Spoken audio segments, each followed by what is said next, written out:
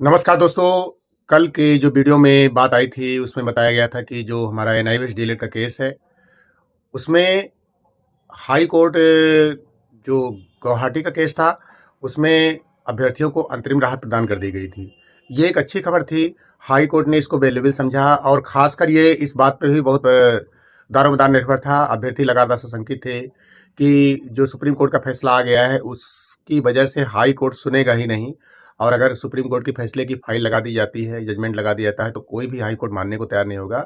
ऐसे विपरीत माहौल में अगर ये बात गुवाहाटी हाई कोर्ट ने मानी कि ये मुद्दा सही है और अभ्यर्थियों को अंतरिम राहत प्रदान करनी चाहिए, तो निश्चित रूप से न्यायपालिका के इस कदम की एनआईवीएच डीएलएड अभ्यर्थी लगातार जो है स्वागत कर रहे हैं। ये एक बहुत अच्छी खबर है। दूसरी बात यह है कि अभ्यर्थियों का प्रयास इस हद तक जारी है कि किसी भी तरीके से अगर हमारी बात गजट में आ जाए, गजट प्रकाशित हो जाए और उसके लिए एनसीटी को निर्देशित कर दिया जाए, जबकि एनसीटी को स्वयं ही अपनी भूल को सुधार करते हुए गजट को प्रकाशित कर देना चाहिए था, लेकिन एनसीटी ने ऐसा नहीं किया। तो ऐसे में हार थक करके 2 केस गजट के किए गए दिल्ली में और इलाहाबाद हाई कोर्ट में। इलाहाबाद हाई कोर्ट की अपडेट ये है कि फंडिंग की समस्या है, वहाँ पर लगातार परेशानी है। अभ्यर्थी लगातार चिंता कर रहे हैं कि अगर हमको कहीं सहयोग मिले तो हम 2 सुनवाई में उसको पूरा कर लें। जो वहाँ के जज हैं, सुनवाई लगी थी लेकिन टल गई थी। अगर ये सुनवाई लगती है तो ऐसी स्थिति में फिर से हमको वकील साहब को फंडिंग के लिए व्यवस्था करनी पड़ेगी और अभ्यर्थी जो गजट केस में जुड़े हुए हैं वो वहाँ जाकर के फंडिंग करें उनके लिए, क्योंकि ये जहाँ पर आवश्यकता है वहाँ पर अब ध्यान देना है। अगर नंदन बोहरा जी के केस की बात करें जो दिल्ली हाई कोर्ट में है, तो उसकी अभी अपडेट नहीं आई कि उसके बाद उसमें क्या घटनाक्रम हुआ है, लेकिन जल्द ही आपको इस अपडेट के बारे में बताएंगे।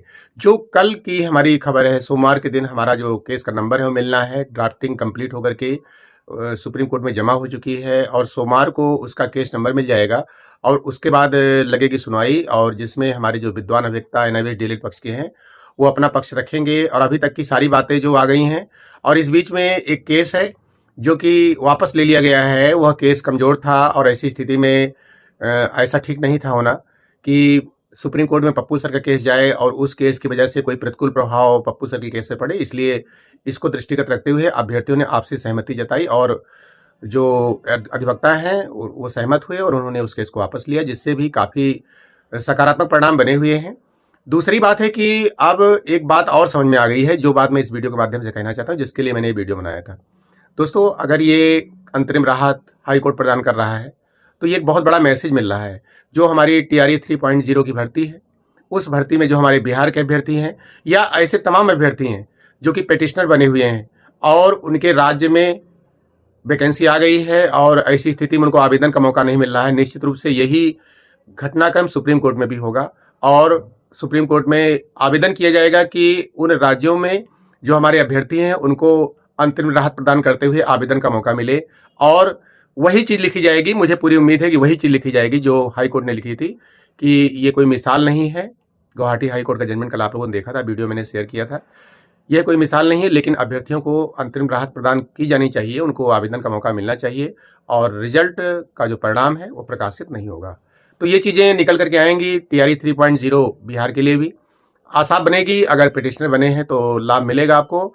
और दूसरी बात है कि क्या ये मामला, ये राहत पिटिशनर को ही मिलेगी, तो ये निस्संदेह पिटिशनर को मिलेगी, लेकिन जनहित में ऐसी उम्मीद है कि सरकार सभी को जो है लागू करे। लेकिन ये बात किसको लागू की जाती है ये जजमेंट के प्रकार पर निर्भर करेगा कि किस तरीके से कोर्ट सहमत है और किस तरीके से राज्य सरकार उसको देने के मन में है। उम्मीद है कि सबको मिलेगा मौका। तो कल के दिन जो है हम लोगों का सुप्रीम कोर्ट का जो केस है उसका नंबर मिलेगा और वो पटल पर आएगा, वेबसाइट पर आ जाएगा, जिसको आप लोग देख सकेंगे।